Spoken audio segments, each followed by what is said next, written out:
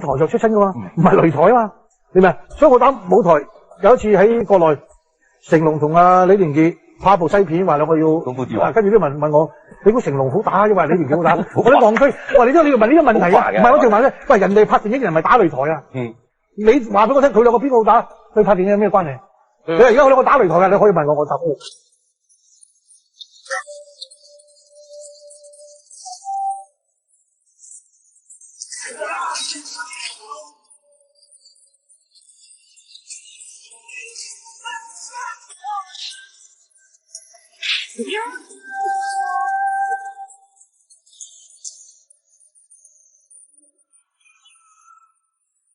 我而家想問喎，真係，你問咩？如果佢哋而家真係打擂台，邊個打得好咧？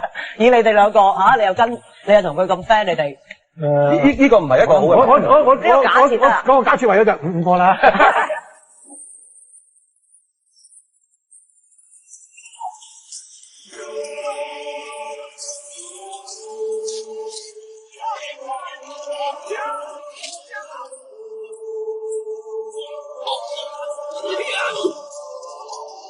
如果在实战的时候，你们俩谁更厉害呢？我很奇怪，全世界到现在一到哪里就问你跟李连杰谁厉害。在美国我就讲，人家问我谁厉害。